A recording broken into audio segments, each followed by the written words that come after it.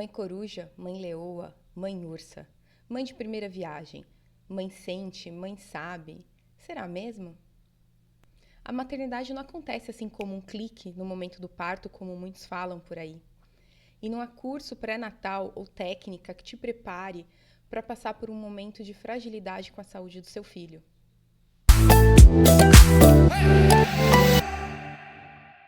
Nada com uma pitada de susto para realçar o sabor dessa conversa.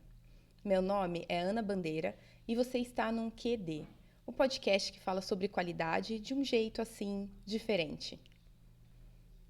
Quiçá, advérbio que significa possivelmente, mas não com certeza, talvez, porventura. De origem espanhola. Por que eu escolhi essa palavra para o episódio de hoje? Porque hoje nós vamos conversar sobre a jornada do paciente e o que isso tem a ver com qualidade. E em diversos momentos eu acho que cabe a pergunta: quiçá consideraram essa possibilidade? Quiçá alguém está pensando nisso? Quiçá nem pensaram na mãe. Ou outras perguntas que cabem nesse sentido. Patient-centered design, ou design centrado no paciente, é um termo até que recente dentro da medicina. Nós estamos vivendo um momento de revolução dentro da medicina. E não só vivendo, mas ditando como isso vai acontecer. Com uma imensa quantidade de informações disponíveis e acessíveis hoje pela internet para quase todo mundo, a relação do paciente com os serviços de saúde tem mudado ao longo do tempo. Hoje, o paciente acessa o seu laudo no aplicativo do laboratório ou abre o laudo já saindo de uma unidade de atendimento, da sala de um médico, e ele consegue colocar as informações do laudo no Google, por exemplo. Pronto! Ele está diante de uma infinidade de informações que aparecem na frente dele. O médico assistente, que antes era responsável por ter todas as respostas, hoje assume um papel diferente. E como toda ferramenta, pode ser usado de forma benéfica ou causar ainda mais caos. O caminho passa pelo letramento mínimo dos pacientes acerca da sua situação clínica, né? Essa revolução que a gente está vendo, que a gente está falando aqui, propõe necessariamente que o paciente e o médico andem juntos, lado a lado nessa jornada. O paciente precisa ser colocado como responsável-chave pelo sucesso da sua jornada de diagnóstico e de tratamento. Nós vemos diversos órgãos de instituições que direcionam as mudanças no âmbito da qualidade e da segurança do paciente nesse movimento, nesse sentido. Portanto, esse tema que vamos falar hoje aqui está totalmente ligado à qualidade nos serviços de saúde. Na conversa de hoje, eu gostaria de explorar e ir além nesse tema. A provocação hoje é para reflexão que vem no sentido de falarmos não apenas de patient-centered design, mas algo como patient, family or community-centered design. Algo como um desenho centrado no paciente, mas levando em consideração a família, a sua comunidade, quem mais trilha com ele essa jornada de diagnóstico. Isso porque o que vamos abordar aqui hoje são justamente os impactos nas jornadas de saúde, não apenas do paciente, mas para os outros que acompanham essa trajetória. E para isso eu recebo aqui a doutora Carolina Lima Rezende. Ela é médica pneumologista com residências médicas nas áreas de clínica médica pelo SUS e pneumologia pela Unifesp. Também especialista em cuidados paliativos pelo Sírio-Libanês e titulada pela AMIB. Faz parte da diretoria da SPPT, Sociedade Paulista de Pneumologia, na cadeira de doenças pulmonares avançadas. Ela também é professora de medicina no Centro Universitário São Camilo. Doutora Carolina, muito obrigada por aceitar o convite e por estar aqui com a gente hoje. Obrigada a você, Ana, pelo convite. É super bacana. Primeiro podcast que eu vou fazer de uma condição aí agora nova, né, essa categoria aí de podcast até com vídeo. Então, super obrigada pelo convite.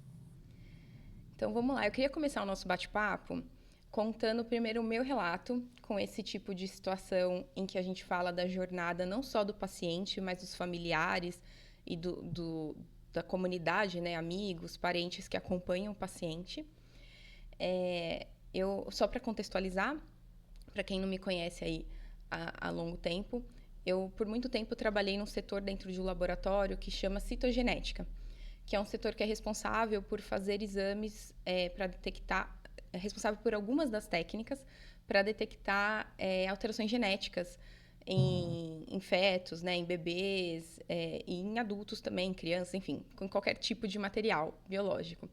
E existe essa linha de citogenética fetal, em que a gente pode receber velocidade coriônica, líquido amniótico, sangue de cordão fetal, para avaliar síndromes genéticas, como a síndrome de Down, né, e outras síndromes. Então, por muitos anos, eu trabalhei recebendo esse tipo de material de outras mulheres gestantes. E eu sempre passei, assim, sempre passou pela minha cabeça como seria passar por essa situação, né? Tá nessa situação. Até por ser um exame que demora um certo tempo para sair o resultado, então tem toda uma ansiedade e uma angústia em torno disso, nesse momento de expectativa, né, de uma mulher gestante. É uma jornada diferente de outros pacientes dentro dos serviços de saúde, que não necessariamente vem junto de um diagnóstico de doença, né? Muitas vezes é um momento de celebração e que acaba sendo atravessado por algumas suspeitas de algum problema de saúde. E aí, quando eu engravidei da minha filha, eu fiz o primeiro ultrassom morfológico lá do primeiro trimestre, com 12 semanas, e estava tudo certinho, tudo redondo, translucência nucal, osso nasal, todos os parâmetros que podem, né, indicar alguma doença genética estavam ok. E aí, quando foi já com 21 semanas, lá no morfológico do segundo semestre, né, que alguns médicos até nem pedem, outros pedem, ainda existe essa diferença, mas a minha médica pediu e eu fui fazer. E nesse segundo ultrassom, eles não conseguiam visualizar o osso nasal. E falaram que o bebê não tinha o osso nasal. E foi super confuso para mim, porque no primeiro ultrassom foi visto o osso nasal. E como que não tinha no segundo? Então foi uma situação muito complicada. E eu lembro que quando eu saí do laboratório, porque eu fui 2 vezes no laboratório, inclusive na segunda vez que a médica pediu para eu ir, eu não fui acompanhada dos meus familiares, porque foi num dia comercial, né, horário comercial, ninguém podia me acompanhar. E eu lembro que eu fiquei esperando na recepção, do lado de fora da salinha do ultrassom. A médica me trouxe o envelope com laudo. E ela falou assim, bom, como você é da área, você já sabe o que isso pode significar, né? E eu ali meio atônita, eu só concordava com a cabeça, mas ainda sem nem...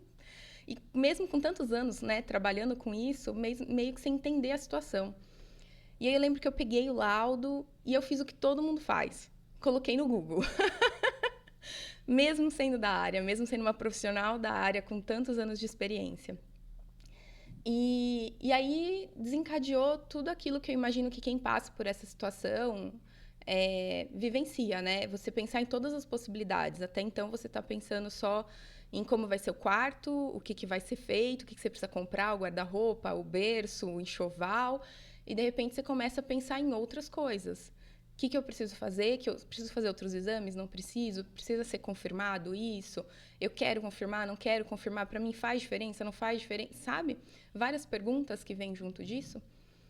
E eu lembro que, como eu trabalhava, né, sempre trabalhei na área da saúde, trabalhava dentro de um serviço, eu procurei ajuda de um médico, né, de medicina fetal, especialista, e ele me acolheu, conversou comigo e explicou toda a estatística em torno desses achados morfológicos no ultrassom, o que significava, o quanto de chance aquilo tinha de acontecer, o quanto que não, o que ele indicava em como prosseguir o acompanhamento nos próximos ultrassons e tudo mais. E aquilo ali fez total diferença na minha jornada, né? No final das contas, eu não fiz nenhum outro exame confirmatório, já tinha passado do prazo para fazer uma coleta de líquido amniótico. E eu decidi que para mim não ia fazer diferença, né? Se a minha filha tivesse alguma doença genética ou não, ela ia ter que ter as mesmas roupinhas, o mesmo berço e tudo mais, então vida que segue. Mas eu sei que esse fato na minha vida mudou completamente a minha relação profissional, inclusive. Eu já era, nessa época eu já trabalhava com qualidade, e eu fiquei, assim, para mim materializou na minha frente o que é prezar pela qualidade, o que é uma frase que tem, inclusive, na capa do checklist do CAP, que é uma das acreditações, né, da área de laboratorial, que fala assim: Every patient deserves the best. Então, todo paciente merece o melhor, não importa quem ele seja. E ter vivido isso mudou a minha perspectiva em relação ao meu trabalho. Porque a gente que está dentro do laboratório é muito fácil esquecer, né, que ali do outro lado é uma pessoa. A gente vê um tubo, a gente vê um frasco. E ter vivido os dois lados, né, tanto de quem faz o exame, quem está dentro de um serviço de saúde, como essa vivência como paciente, eu sei que mudou muito a minha vida, né? Foi uma experiência bem marcante. E aí, recentemente, a gente teve o relato na entrevista do Pedro Bial, né, da Tata Werneck, contando a experiência dela com um resultado falso positivo do teste do pezinho da filha dela.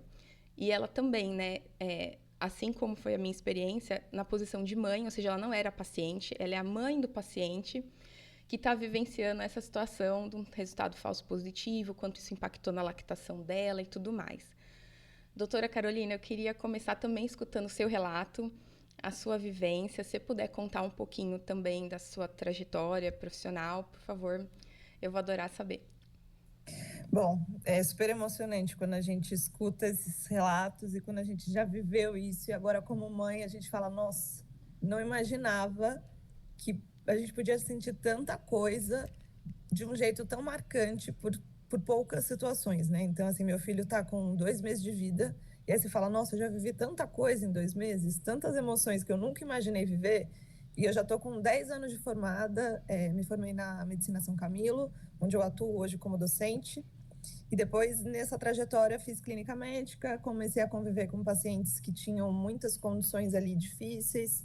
Fui estudar pneumologia, cursei ali na Unifesp, depois fiz cuidados paliativos também ali no Sírio. Me especializei, atuo hoje como professora também de pós-graduação de cuidados paliativos.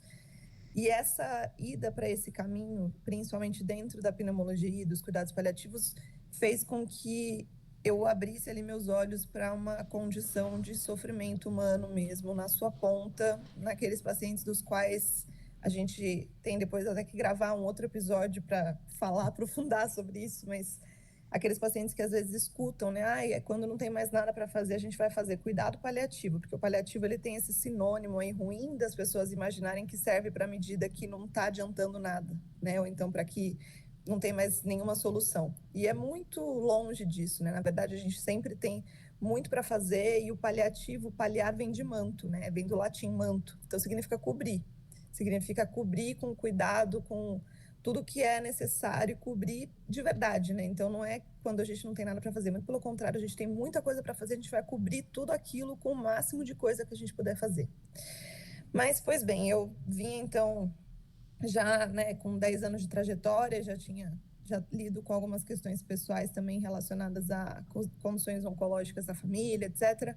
Mas sempre fui muito prática, muito categórica com as situações, até que, durante a gestação, também estava tudo bem, já havia feito aquele teste do NIPT, que também mostra, né, alterações genéticas lá no começo da gestação, um teste particular que a gente faz, e vinha com uma gestação saudável, bem tranquila. Tive meu parto já com alguns sustos, mas que, enfim, não vem ao caso, passou tudo bem. E aí a gente estava ali durante a nossa internação no hospital, e aí, do nada, vem, né? A gente optou por fazer um teste do pezinho que a gente chama de ampliado, né? Então, não é minha área de atuação, apesar de ser médica, então eu tenho pouquíssimo conhecimento, assim, daquilo que não tange minha área da medicina, porque todo mundo acha que médico sabe tudo, né? A gente se especializa tanto dentro daquilo que a gente faz que a gente, de fato, abstrai muito do resto, porque a medicina vem cada vez mais, quem se especializa muito, e a gente não tem como saber tudo de tudo. Então, dentro ali de ginecologia, de pediatria, já não vejo isso há 10 anos, né, dentro da minha prática de vida. Então, não são minhas áreas de atuação, então eu me trato ali, de fato, como paciente. Minha médica sugeriu que eu fizesse um teste do pezinho ampliado, e eu optei por fazer. E aí a gente pagou lá um valor até a mais do que aquele que é fornecido diretamente pelo SUS e pelos convênios para ter um teste com detecção de mais outras doenças, né? Então, um teste melhor do que um teste simples, por exemplo. Até que no laboratório veio e na maternidade e falou, olha, vim colher o teste do pezinho e vou coletar, tal, vai lá e fura, enfim, o pé do bebê, aquela choradeira, mas passa e a gente fala, tudo bem. Ela fala, olha, daqui X dias você entra nesse protocolo aqui do site e checa o resultado. Se houver qualquer alteração, a gente entra em contato. Falei, tudo bem. Fui embora e aquela coisa de confusão do começo de maternidade, né? Amamentação, correria, tudo novo, foi meu primeiro filho, a gente não conhecia nada, estávamos só eu e meu esposo para dar conta de tudo e fomos embora. E aí comecei a... Não ligaram, eu falei, bom, falaram que ia ligar, então se não ligaram, provavelmente está tudo bem. Até que meu esposo falou, vou trabalhar hoje. Era o primeiro dia que ele ia trabalhar, depois de uns 12 dias já de vida do bebê. Falei, tudo bem. E eu ia ficar aqui em casa sozinha com ele. E aí, nesse dia, eu entrei no site, comecei a colocar o protocolo, eis que saiu o resultado. E esse resultado, eu não sei se as pessoas, né, não sei se todo mundo já teve acesso a ele, mas ele vem num descritivo super longo, assim, tipo umas 15 páginas de resultado. E eu tô super acostumada a ler ali muito rápido, porque eu vejo o exame de todo mundo, né, apesar de não ser um exame que eu veja, passei ali, tentei ver rapidamente, tudo, ok. Lá pela página 12, por aí, tinha lá escrito bem pequenininho, uma alteração, escrito reconvocação, alteração, etc.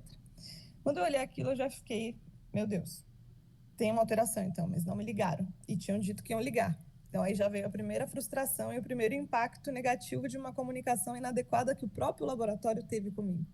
Então aí já começa-se a discussão sobre qualidade, né? Porque eles não tinham a obrigação de ligar, porque de fato talvez por ser tão comum, né, talvez a demanda para eles não caiba esse tipo de ligação, mas se isso não é feito de praxe e não é feito com certeza, eu sempre falo isso para meus pacientes, né? A gente nunca pode prometer aquilo que a gente não vai cumprir. Então, se eles não iam me ligar, não deviam ter dito que iam, porque ali já começou minha primeira questão em relação a isso. E aí, quando eu olhei, li, vi, e, enfim, não era minha área, então um monte de coisas que eu não sabia interpretar, também fui para o Google. E, como uma médica, também fui lá. E aí, claro, eu tenho acesso a um monte de pediatras amigos, etc. E mandei print para umas 300 pessoas já ao mesmo tempo, falando o que isso significa, o que é, eu quero saber qual a chance, qual é o impacto, qual é essa doença, e tarará. E aí várias amigas, olha, não, Carol, não se preocupa, provavelmente não vai ser nada, isso é muito comum. Como não é meu dia a dia, para mim não é comum. Aí eu falei, bom, mas eu quero saber, comum quantos por cento? Quero saber estatística. Elas falaram, não, a gente não vai discutir isso, não precisa você passar por isso. Eu falei, precisa, porque eu já estou passando, então é melhor eu saber. E aí existem vários tipos de pessoas, mas eu sou o tipo de pessoa que quer entender, quer saber, quero ver o que eu posso enfrentar, mesmo que a chance seja de 1%, eu prefiro saber. E aí comecei atrás disso tudo, liguei no laboratório. E aí aquela coisa, né, você liga, fica esperando, passa para um ramal, passa para outro, já começa um outro problema, porque se é uma reconvocação, você devia ter um número do qual você ligasse diretamente para poder ter um acesso rápido, né, já que você está já super angustiado com o resultado alterado. E é um número padrão, então liga, espera. Consegui, então, falar com uma pessoa, já estava nisso chorando horrores, porque eu já tinha visto alguma das coisas na internet. E eu mal falava direito, eu só falava, eu preciso fazer um teste de novo. Meu filho foi reconvocado. E ela falava, você pode confirmar esses dados, etc., né? Com aquela calma de quem está do outro lado, que de fato ela não me conhece, né? E aí ter empatia com alguém que ela nunca viu e está atendendo o telefone talvez seja muito difícil, mas a gente precisa desenvolver isso, porque isso também faz parte de qualidade, né? A gente tem que ver e notar que ali eu estava claramente demonstrando sinais de descontrole na minha voz, né? E aí ela, pois não, senhora, né? Aquela coisa, e eu, enfim, eu preciso marcar, tal. Ela falou, olha, a gente só tem data para daqui X dias. Eu falei, mas como assim? Só tem essa data. Eu falei, bom, então marca. Desmarquei tudo que eu tinha e fui até lá.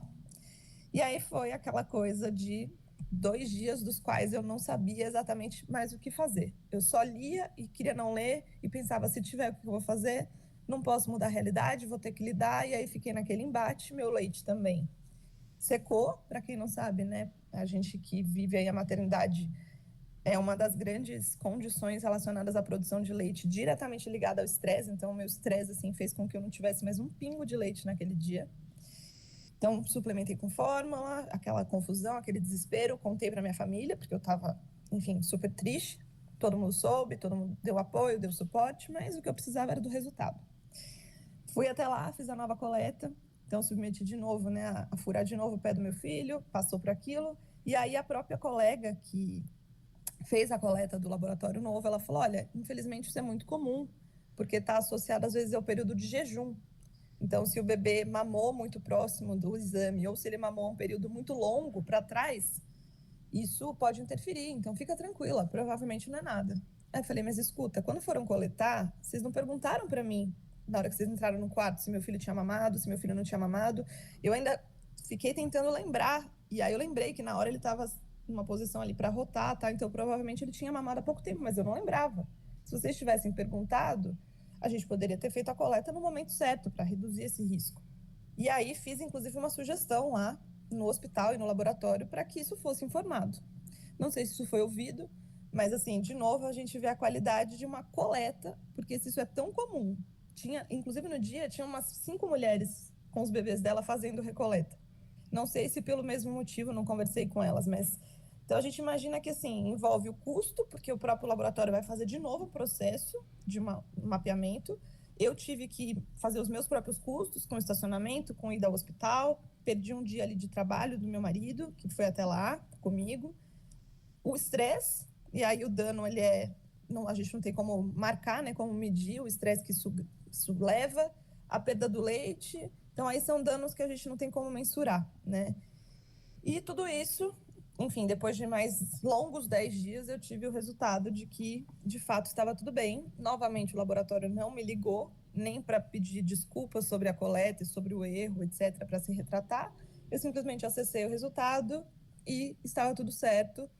Claro que o mais importante era eu ficar feliz e satisfeita com isso, fiquei. Optei por não seguir em frente num processo de, enfim, reclamação, processos, qualquer coisa do tipo, mas, sinceramente, não sei até onde isso cabe ou não, mas, de fato, os danos que isso geram parecem, quando a gente olha no modo simples, quando passa, parecem pequenos, mas são danos que, assim, só de lembrar de uma possibilidade de checar um resultado novo, a gente já cria ali até uma condição relacionada a um pânico, né? Então, depois que a gente passa por isso, a gente vê, de fato, o quanto é impactante, o quanto é difícil, o quanto envolve qualidade mesmo, assim, né? De tudo. Desde o começo, envolve a empatia, envolve a comunicação, envolve o respeito. E aí, excelência, né? Se a gente quer falar de excelência na saúde, a gente vê que todas essas condições são quebradas em vários passos, né? E que poderiam ser, sem dúvidas, evitados. Com certeza, processo aí, né? Processo. Quantos pontos você citou e que você mesma já identificou e pôde sugerir de que poderiam ser diferentes, poderiam ser melhores ou com um cuidado diferente que seria benéfico inclusive para o serviço, né? Não só para o paciente. E acho que esse olhar completo falta ainda muito, né? E como você falou, tinham outras mulheres lá. A gente não sabe a história exatamente nos detalhes da Tata Werneck, mas quanto que isso não acontece, né? E o que precisa para mudar isso? Porque, no fundo, é isso. Aquele paciente que está lá, o paciente de fato, que é o bebê, não vai reclamar, né? Somos nós que estamos tendo um impacto em paralelo, né? Em consequência disso. E é esse olhar que falta, muitas vezes, no mapeamento de risco dos laboratórios. É a jornada de quem está junto com aquele paciente, né? Que me chama tanto a atenção. E eu sabia E que o precisa. impacto é maior, né? O impacto é na família, Uhum. nos tios, nos primos, na mãe, no pai, nos avós, até na babá, enfim, o impacto é em todo mundo, né? Porque isso gira ali em torno de um carrossel que a gente não tem noção do quantas pessoas são impactadas por uma coisa que às vezes, mas é um erro, pode acontecer. Mas Uhum. está acontecendo demais, né? Isso está sendo medido, né? A gente está tomando quais providências para mudar? Porque ali. E aí, detalhe, esqueci de comentar uma situação, mas uma grande amiga tinha tido bebê, enfim, também, e tinha tido exatamente a mesma alteração um ano atrás. E ela me falou assim, amiga, fica tranquila, provavelmente vai ser a mesma coisa que aconteceu comigo. E mandou o print até do exame dela, que foi a mesma alteração. Eu falei, não é possível. Eu falei, não é possível, que isso é tão comum assim, ninguém faz nada.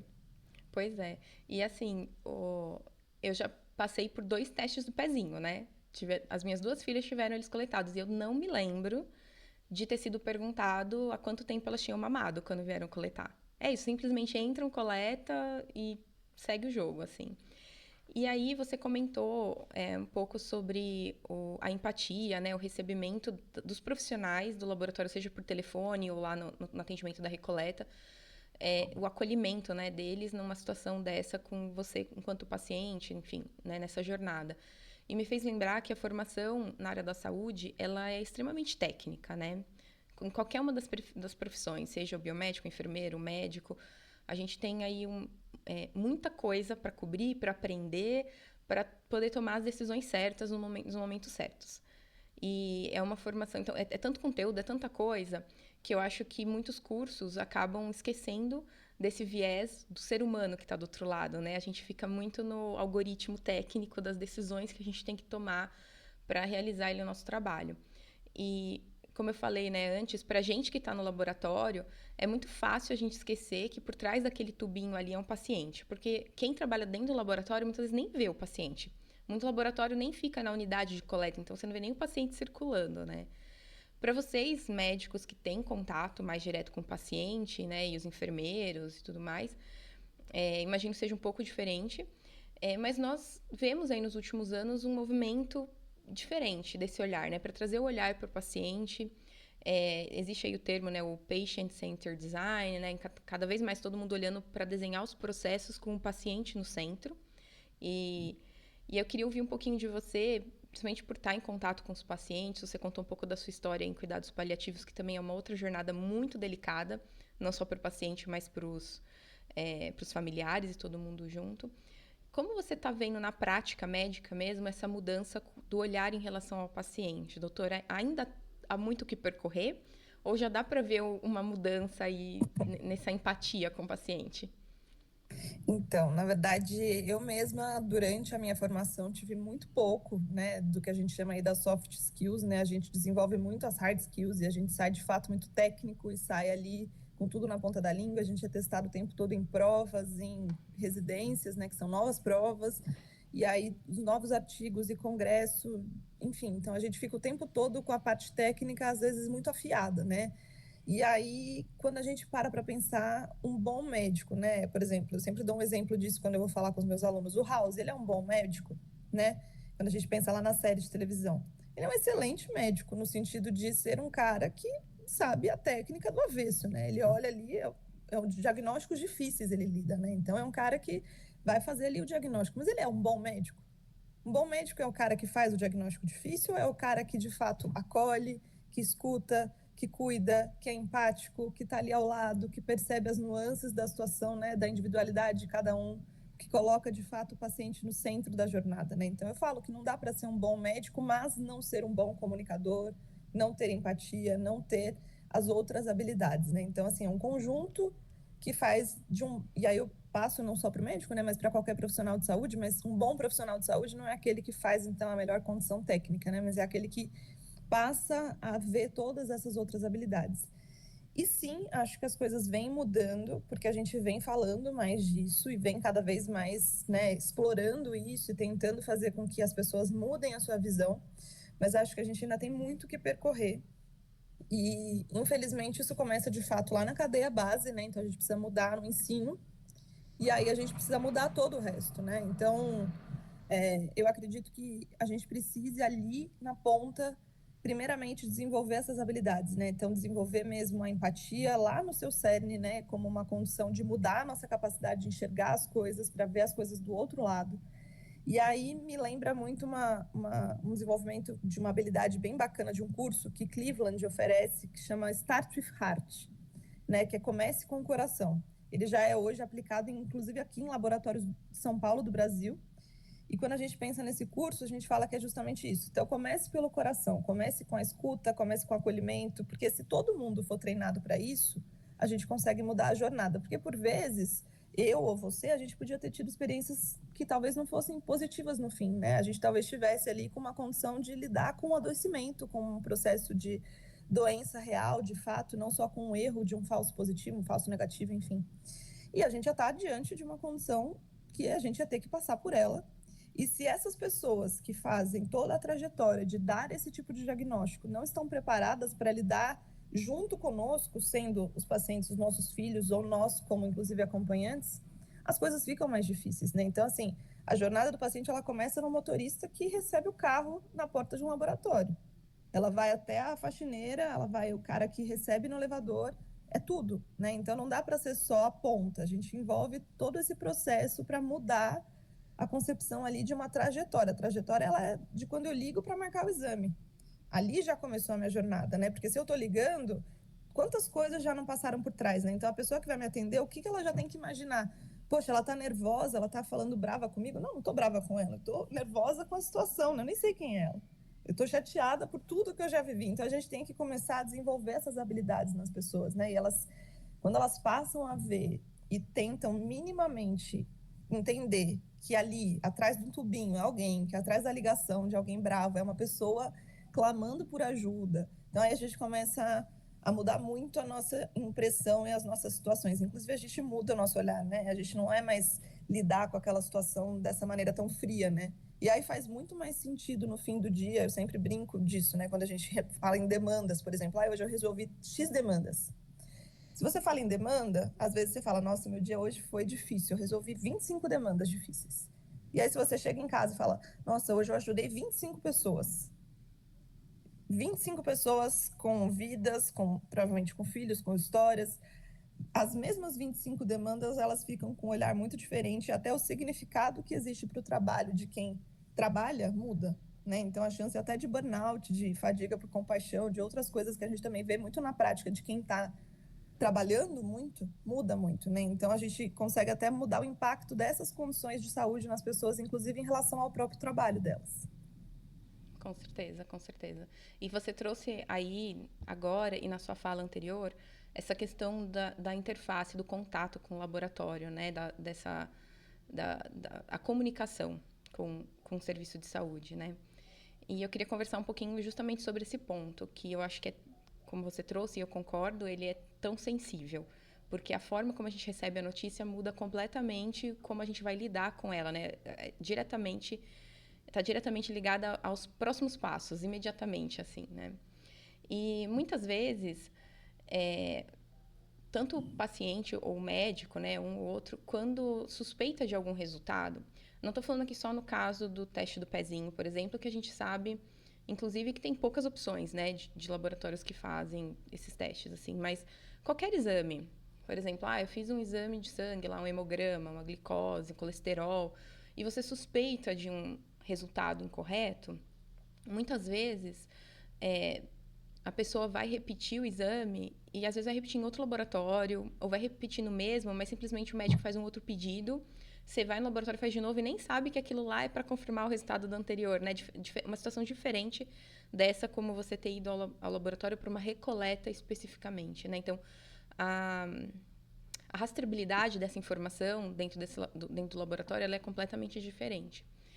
E eu sei que quem toma essa decisão de, eu fiz nesse laboratório X, não sei se esse meu resultado de colesterol tá certo, eu vou fazer em outro laboratório e nem comunico o laboratório anterior, né? Eu sei que existe muito trabalho em torno disso, como você colocou, né? Você tem que ligar para alguém, você se passar por toda aquela saga que é ser transferido e conseguir as coisas, seja para você conseguir uma recoleta sem você arcar com custo, ou seja, para você reclamar, ou qualquer coisa, assim, essa interação com os serviços de atendimento dos laboratórios, por qualquer assunto, é muito sofrida, né? Então, quando você está suspeitando de algum diagnóstico mais sério e vai repetir, toma a decisão de repetir em outro serviço e esquecer o serviço anterior, porque é muito sofrido, é muito delicado, é muito doloroso, inclusive, você passar por todo o processo simplesmente para reclamar os seus direitos, que seja, enfim, é compreensível, né? É super compreensível tomar essa decisão. É uma situação diferente como você contou aqui, né? E como eu contei, que a gente chegou a registrar, né? Você foi lá, você comentou, olha, eu acho que podia ser melhor nesse ponto e tudo mais. Mas nas situações em que a gente toma a decisão de não buscar essa comunicação, sabe? De não registrar para o serviço de saúde que aquele atendimento não foi bacana, a gente muitas vezes tira a chance desses serviços de diagnóstico, seja um laboratório, um hospital, uma clínica, que seja, de tratar esse problema, né? De investigar, ir a fundo e ver, será que isso está acontecendo muito? Será que não? Será que foi um problema pontual naquele dia? Será que o meu método de fato está com um desvio técnico e eu preciso olhar para isso? Será que estava relacionado ao jejum do paciente, então é pontual daquele paciente, mas daí o porquê que ele não recebeu a instrução certa do preparo correto, sabe? Então, acaba não fazendo esse exercício de ir a fundo, de investigar e trazer soluções para evitar que isso aconteça em novas situações, né? Com qualquer paciente, não só com esse, mas com outro.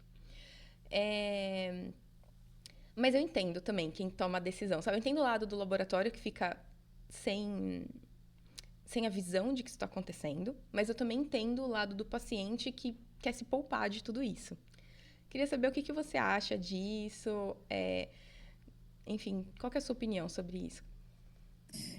Eu acho que aí a gente entra numa nuance que não envolve nem só laboratórios, mas toda essa questão de envolvimento de saúde, como você comentou, às vezes é uma jornada tão sofrida e tão delicada e que envolve tantos papéis ali que você vai ter que passar e uma trajetória longa, que às vezes quando você desconfia de uma situação como essa, pode ser uma situação mais simples, né? Nossa, caramba, será que essa glicose estava normal e agora deu um pouco alta? Não, às vezes não é nem o resultado que diagnostica, por exemplo, um diabetes, mas está diferente do padrão. Você fala, que estranho. Será que é de fato alguma coisa do meu preparo? Será que foi a coleta do laboratório?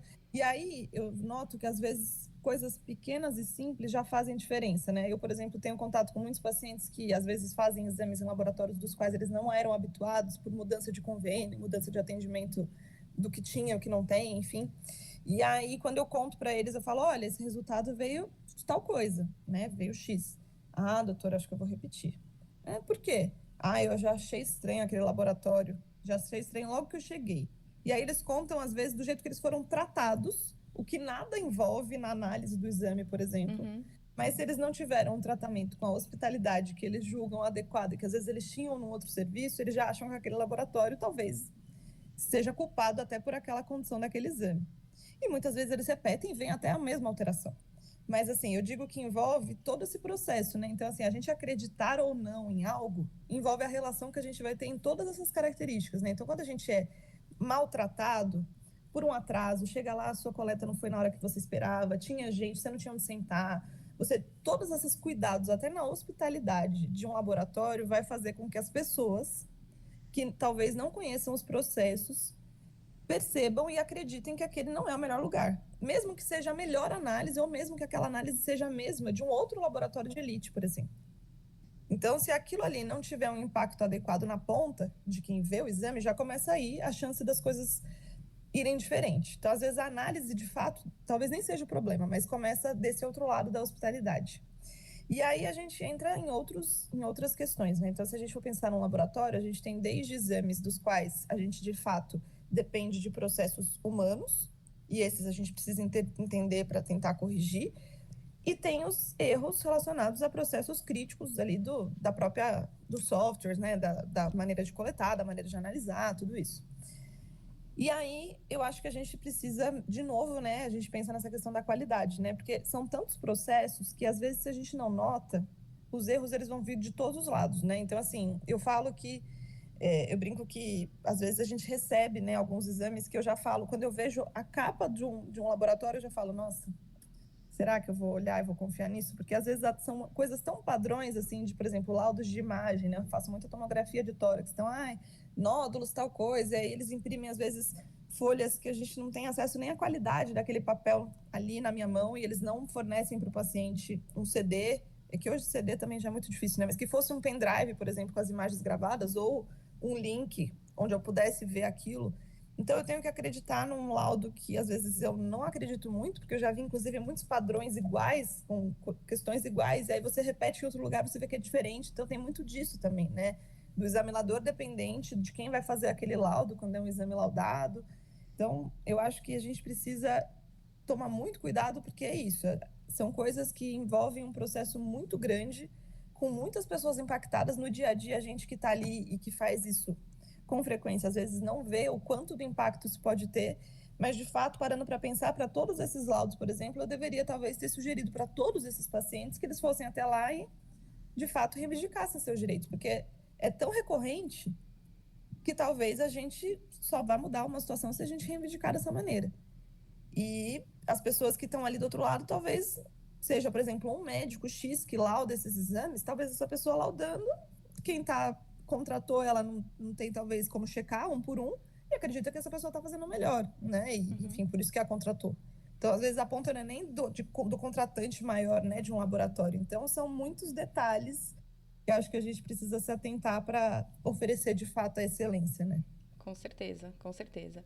E é por isso que eu falo, assim, que cada manifestação de um cliente, seja por uma reclamação, uma reivindicação, qualquer coisa, essa a gente tem que agradecer, porque ela é ouro, sabe? Porque tem muita gente que nem volta para reclamar daquilo. E aí isso é o pior, porque aí você perdeu aquele cliente mesmo. A pessoa não confia mais, ela não volta. Aquele que voltou e que reclamou, ele está te dando uma chance de melhorar o seu serviço. E, e o importante é todos os serviços, não só o laboratório, mas todos os serviços, terem esse olhar, sabe? De não olhar aquilo logo de cara e achar que é pontual. Ou ficar buscando as causas individuais daquele paciente. Mas, de fato, também não excluir isso, né? Mas olhar de uma forma abrangente todos os aspectos e considerar a possibilidade de que aquilo esteja acontecendo de forma recorrente e a gente não esteja sendo notificado, né? Eu acho que isso é muito importante. Tudo isso é melhoria de processo, é qualidade e segurança do paciente. E eu espero aí que todos os serviços estejam praticando isso no dia a dia. E aí, eu queria, para a gente encaminhar aqui para encerrar, um ponto que eu queria reforçar aqui, que eu acho que é muito importante, que vem lá do início da nossa conversa, é justamente sobre essas jornadas paralelas às jornadas do paciente, né? Eu sei que nos exemplos que a gente trouxe aqui, tanto o meu quanto o seu, nós estamos na situação da mãe do paciente, que é quem está na jornada ali do diagnóstico, né? Pacientes que nesses momentos nem tinham noção do que está acontecendo na vida deles, mas de fato para o sistema eles são os pacientes, nós somos as mães, né? E eu sinto que muitas instituições de saúde, não só laboratório, mas vários outros serviços, eles não têm ainda hoje totalmente mapeadas essas jornadas dos familiares, dos acompanhantes, das pessoas que vão junto com o paciente nessa jornada dele, seja uma jornada de diagnóstico ou uma jornada de tratamento mesmo. E eu queria ouvir de você, porque se você tem esse olhar de todos os lados, agora juntando a visão de mãe, mas você já trabalhou tanto na parte dos bastidores dos serviços de saúde, quanto na prática clínica, né, ali de frente a frente com os pacientes. Como isso é visto e como isso é tratado do ponto de vista da prática clínica, doutora? Eu acho que isso ainda é um déficit grande, né, que a gente precisa desenvolver cada vez mais quando a gente pensa, principalmente na prática médica, a gente fala em jornada de paciente, então isso é uma das coisas que hoje se buscam, né, os grandes serviços, os grandes hospitais, eles falam em jornada, e aí quando eles falam em jornada, eles envolvem não muito essa questão daquilo que a gente vê ali humana da coisa, né, mas eles falam muito da jornada mais técnica, né, então olha, se um paciente passa por um colega X e faz um exame tal ali, ele já é meio que capturado, a gente fala, né? Então, em sistemas de captação, por exemplo, vou dar o exemplo de jornada de pulmão, se um paciente por COVID fez um exame de uma tomografia de tórax em um hospital X, dentro desse hospital, quando, digamos que pelo COVID não tinha nada, mas surgiu um nódulo, talvez o cara que vê isso na ponta de um pronto-socorro, talvez não tenha expertise e não era o foco dele, ele não tem a percepção de tomar nenhuma atitude em relação a isso. Então, ele passa. Até que ele vira e fala, bom, vi, o senhor não tem nada do Covid, tá de alta. E talvez ele não tenha nem se atentado àquele nódulo. Até que o sistema, então, por inteligência artificial, nota que existe um nódulo, a gente coloca lá ali tantas características, então, em pessoas que têm história de tabagismo, homens de tal ano a tal ano, que tiverem presença de nódulo com tais características, essas pessoas precisam ser captadas. Então, a inteligência artificial consegue fazer isso. Captam esses pacientes e aí já entram em contato. Então, ali o que a gente chama de enfermeiro navegador, ele recebe ali todos aqueles laudos alterados e fala, olha, paciente tal, eu vi aqui que o senhor fez o exame X por outro motivo, mas a gente notou que tinha essa alteração. Eu gostaria de agendar aqui no nosso serviço um pneumologista para o senhor passar. E aí aquele paciente é guiado e trazido para essa jornada que começou e que não tinha nada a ver com o que ele estava fazendo, porque ele não foi buscar isso. E aí ele é inserido numa jornada do qual ele faz essa consulta, ele foi avaliado, a gente vai fazer um retorno, a gente vai já encaminhar, por exemplo, para uma biópsia, se for necessário, ou para um encaminhamento, enfim. Depois, digamos que, se porventura essa biópsia veio alterada, ele vai ser encaminhado para o oncologista, para o tratamento, tudo já encaminhado ali para que ele faça dentro do mesmo serviço, inclusive garantindo a fidelização do paciente, para que ele não fique perdido no sistema de saúde, que ele fique ali inserido e que ele faça toda a trajetória de todos os cuidados que ele precise com facilidade. Então, esse é um exemplo da jornada técnica que a gente fala, né? Isso vem acontecendo cada vez mais, inclusive a inteligência artificial facilita muito de muitas maneiras a gente ter essa construção de jornada técnica. Mas ainda falta muito a jornada do lado humano, né? Que é esse olhar aí diferenciado, né? Para que essas pessoas, quando vão fazer esse tipo de comunicação, por exemplo, olha, seu fulano, o senhor precisa vir aqui porque veio essa alteração. Será que essa enfermeira estava de fato preparada para dar essa notícia de uma maneira adequada? Seu fulano, o senhor está com alguém? Eu posso discutir com o senhor ou eu falo com alguém a respeito do exame? Porque tem isso ainda. A gente precisa entender que existem várias condições que tem pacientes que não são, apesar de lúcidos e orientados, as pessoas que querem lidar com a sua própria saúde, com suas condições de adoecimento. Então, toda essa questão por trás, que envolve comunicação, empatia, o lado das soft skills, mesmo dentro dessa jornada, eu acho que isso ainda precisa ser muito bem desenvolvido, porque a gente vê ela funcionando do ponto de vista, às vezes, mais técnico, mas do ponto de vista mais prático, principalmente o que impacta para o paciente, tem pacientes que são muito técnicos mesmo, e para eles funciona da parte muito, tinha um nódulo, fui, passei, resolvi, era um câncer e acabou. Agora, tem pacientes que, às vezes, só de ouvir falar nódulo no telefone, um cara pode infartar. Se ele estava dirigindo enquanto atendeu essa ligação, ele pode bater o carro. Então, ele estava ali esperando uma outra situação, que ele estava com Covid, estava bem, agora ligam que ele tem um nódulo. Então, a gente não tem noção do impacto que uma condição dessa pode trazer na vida de alguém, né? E se as pessoas não param para pensar nisso, elas fazem a jornada achando que está ótimo, né? Enquanto tem muito por trás para se melhorar do processo em si. Nossa, eu não consigo, assim, enumerar quantas coisas eu consegui aprender nessa conversa aqui de hoje com você. É, quantas coisas, assim, né, de A a Z dessa jornada médica, tanto no atendimento direto até toda essa explicação que você trouxe aqui da jornada técnica e esse cuidado. É muito bom falar com um profissional que tem essas duas visões, sabe? Como você falou lá em algum momento, a gente precisa dos profissionais que permeiem os dois hemisférios cerebrais, por exemplo, né? O emocional e o técnico. Não é mais um nem mais o outro. Você tem que sim ter um bom conhecimento técnico de tudo que precisa para exercer sua profissão, mas não pode esquecer nunca do tato, né? E do contato humano e do contexto que está inserida aquela pessoa que está no momento de fragilidade da vida dela. E é tão bom poder conversar com um profissional assim como você que traz toda essa visão, doutora, porque dá aquele aconchego no coração assim de esperança, de que ainda tem muito que fazer, mas que vamos fazer enquanto humanidade todo esse movimento, enquanto aí serviços de saúde, né, sistemas de saúde, esse movimento em prol do paciente. E aí ter essa conversa e tudo que a gente percorreu aqui, lembrar lá do comecinho da história que eu trouxe, que hoje já faz tantos anos que aconteceu comigo, é, me faz ter essa esperança, sabe? De que as coisas vão melhorar e de que cada vez menos a gente precise passar por situações como essa, né? Que a gente possa ter o acolhimento dentro do sistema de saúde, assim como o rigor técnico. Então, eu só posso te agradecer mesmo. Obrigada pela oportunidade. Como você falou, tem vários trechos aqui da nossa conversa que acho que dava para a gente pincelar e aprofundar, porque tem muito mais coisas para se falar. Eu fiquei curiosa para entrar em muito mais outros assuntos, mas vai precisar de outras conversas para isso. Então, muito obrigada mesmo por estar aqui comigo Obrigada a hoje. você, obrigada pela oportunidade. Espero, enfim, ter contribuído e fico super à disposição. Obrigada por todos aí. A gente fica disponível depois para as dúvidas que surgirem, né, para os comentários, enfim. Obrigada. Obrigada. Pela conversa que hoje deu para perceber que desenho de jornada de paciente e dos familiares e acompanhantes do paciente estão totalmente ligados à qualidade e à percepção de qualidade dos serviços da saúde, certo?